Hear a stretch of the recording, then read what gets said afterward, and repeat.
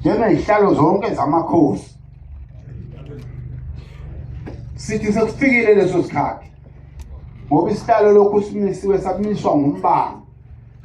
Akukho nina besile nigcwele lapha endlini nonke njengoba isilo lesesihleziyo sibekwe ngumbango. Akuzange ingonyama mayibekwa qondiswa indlu kuqondiswe onina, kuqondiswe abafowabo abangabanawe. Ayibekwa njengelanyaniswa ingonyama, kodwa kuzange kwenzeke nina bendlovu nendaba yombango. Besinethemba-ke sithi namhlanje ingonyama iza kuyihlala isihlalo njengamakhosi okunethezela, iyekele ubilokhu inkenezelwa ngabantu nalo wafika athi yimi phambili ankenezeli silo indlibeni nangikhosi.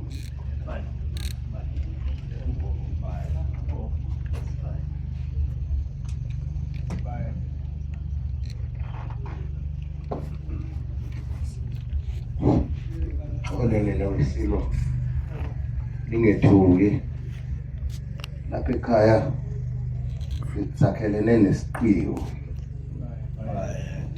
sekweqa indlovu la ngoba sibamba umhlangano phela. Hayi ngicabanga ukuthi ize emhlanganweni.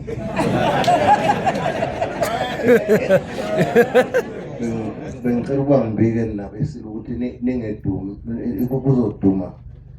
kuzoduma lesibhamba sebezoyibulala ngoba isiza yeqa isisondela ngapho ukuthi abesilo bangethuki mabezo khona ukuqhumayo.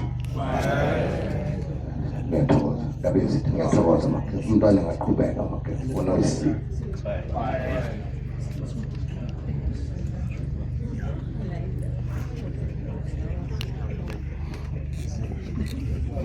Manje-ke wena omnyama besina leyo njabulo esithi sizoyenza namhla ukuba isihlalo sihlale sinethezeke sizinze ibe kwindlu njengoba uyaye kubekwe kwelanyaniswe ingonyamhlala esihlalweni abakhuluma indaba zomkhosi baziwe kungabe lokhu kunkeneza lo ingonyama igcine ingazi ukuthi kufanele ilalele bani. Akuvumi-ke silo lokho besithi kwafika nomshado nina besilo asazi lo mbango okhona ngoba izinto zobukhosi zihamba ngomlando. Besithi lo mbango uwumbango nje ofana neminye lapha isihlalo singaveli sidumekwe njengathi isihlalo sendoda ekhaya la.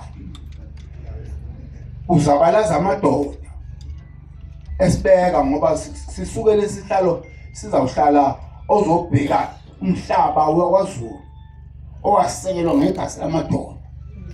Asibekeki nje sivele sibeda besingethuki ngoba masilokhu sisuka phansi siyazi umsimude wasithatha lesi sihlalo ngombango esithatha dinga sinomlando kwalokho wama uqetshwayo naye mase kufanele ahlale kuso wabe waphinda futhi wahlala kuso ngombango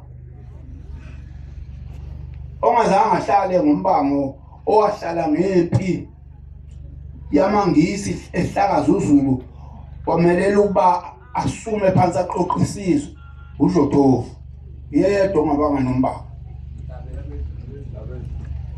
Nomqwalajuba kwaba sekuseni ntambama waphela sebebeke umntwana uDavid Nyawana bathi kahlabe iliba wafika incwadi yayibeka umqwalajuba awuzange bekhona waqhubeka umqwalajuba nakubusha kube njalo futhi waqhubeka kwahamba kodwa kwathi mhla qhamuke iwili incwadi yasho ukuthi ingonyama yabe kubusha waphela umbango khona lapho babekwa abantwana ekhundleni abazawusingatha nengonyama isihlalo sobukhosi.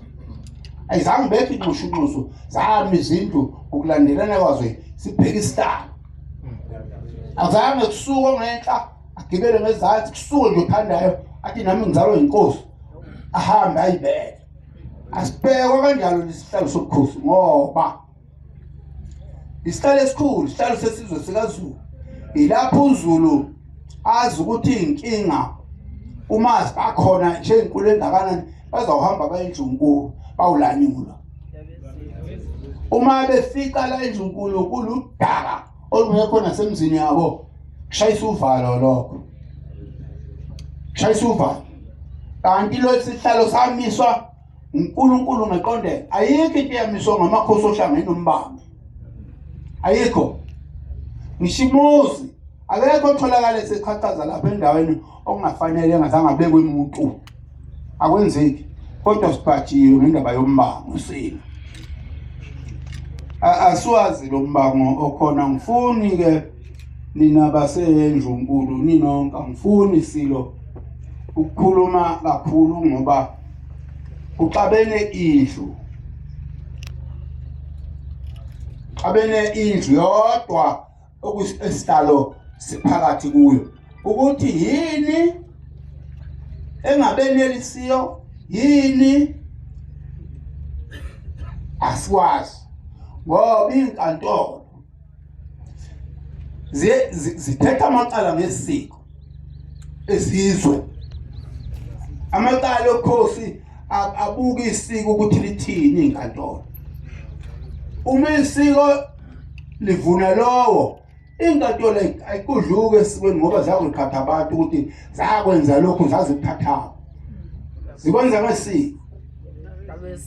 Lapha ekhaya asikwazi nina basenjunkulu niphelele nonke.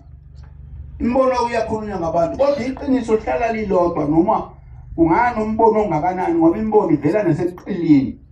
Kodwa iqiniso lihlala limele. Isihlalo ngesoka sobhuku. Dabezitha.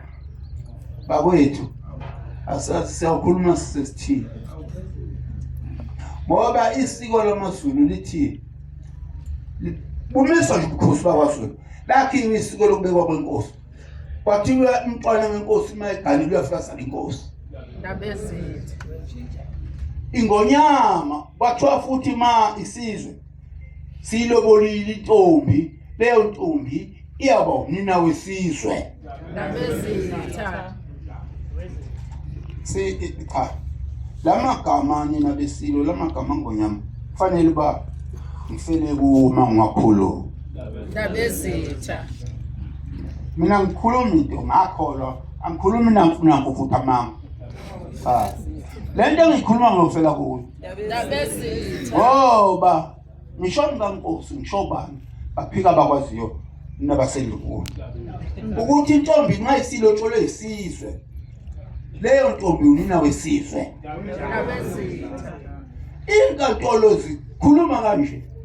Uma uvukela leli siko, angazi manje uvukela isizwe phela ngoba ubukhosi bonke bakhiwe ngaleli siko lalapha ekhaya. Asazi ukuthi kwenze njani. Usathane usihlupheleni ngokuba kuhambe abatwana bakaBhusha nabakaNjokombane bangazosehlalo silayise nabakaBhusha.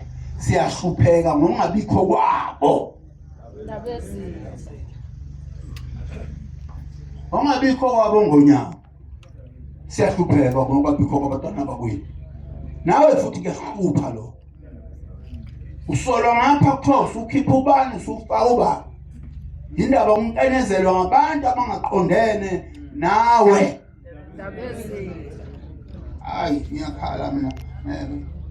Angimthanda umuntu akasobhuza weza esuka kwangani wafika hlonipha ubukhosi bakwaZulu. Ufike lapha ekhaya umuntu akasobhuza. Uningi isizwe sakwaZulu asenzele khona. Inkosi yayingasekho iqedwe ngamangisi kudala. Wafika lo muntu akasobhuza bahlangana noMdlokombane bayivusa. Unjalo. Ivuswa lo muntu akasobhuza. Owalotsholwa zinkomo zamadoda. Ukuba zoba unina wabo. Nama nimi kanjani? Aniyivumi into engikhulumayo. Dabezitha. Ngiyangixwayisa njalo. Ngesabi. Sengathi nizela ukudla lapha ekhaya.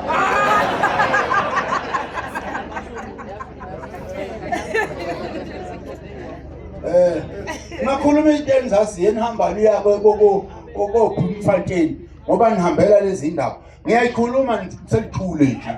Bayagana. Sekusho lo yedwa umzongale. Ndabezitha.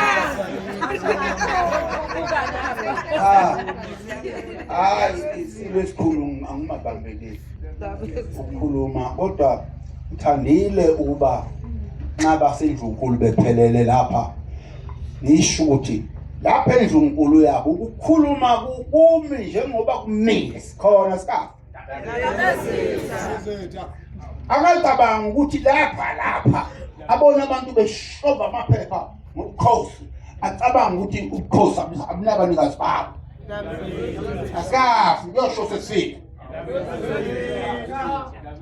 silesikhulu siyathokoza kakhulu silo asazi kulento sesiyobheka uNkulunkulu engicelayo nje uNkulunkulu angene kubantwana laba baseke ingonyama baseke isihlalo somkhosi bangayifuneli imfuno zabo ngoba nxa befuna imfuno zabo bazoshokwana phezulu kwesilo bahlebane phezulu kwesilo silungu ukuthi kuze kushona ilanga ingonyama kuthiwa kwaziwa into eyenzayo kanti kwenza abantwana basekeli isihlalo ngendlela efanele. Ngicela leyo nto uNkulunkulu ukuthi akangene kubantwana abaseke ingonyama abazokuyiseka benzele isihlalo ehlezi kuso isihlalo sikaZulu uZulu sithanda kangaka isizwe samaZulu ukhosi sikuthanda ngendlela ongazange ekumangalisayo.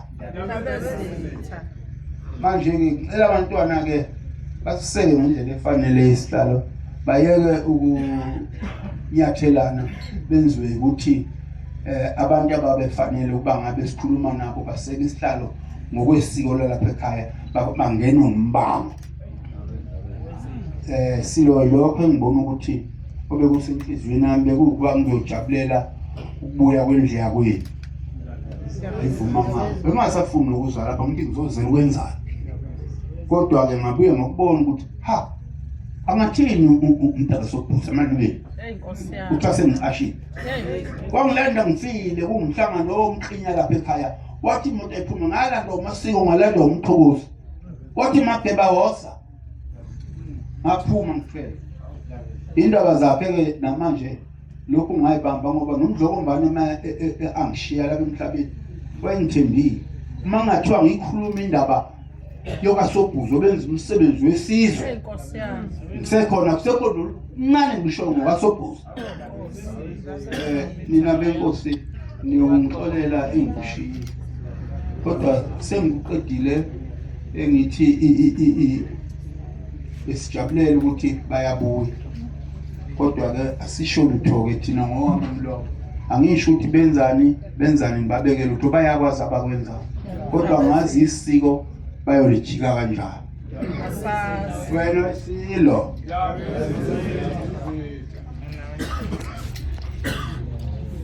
Bayede hlanga lomhlabathi sibonge kubantwana engathi abamakhamera bayawabhekisa ngapha kubantwana babone ukuthi mayingonyama imemeza ithi abantwana kukhulunywa ngamakhanda ezindlu kusuke kukhulunywa ngobani ngoba kwesinye isikhathi ulokuqhuba amakhanda ezindlu ungangikuthaphi ukhonza abantu abangekho kanti amakhamera ingathi ngabaya ababheka abantwana mayiphelele yonke indlu ukuthi nabo abantwana baze bagcwale ngaphakathi nangaphandle bebizwe ingonyama ukuthi ngibani ongaphinda biza abantwana babe ngaka uyobe phethe kuphi ikuphi omunye ubukhosi obufuna ukuphi bume ngaphandle kwalokhu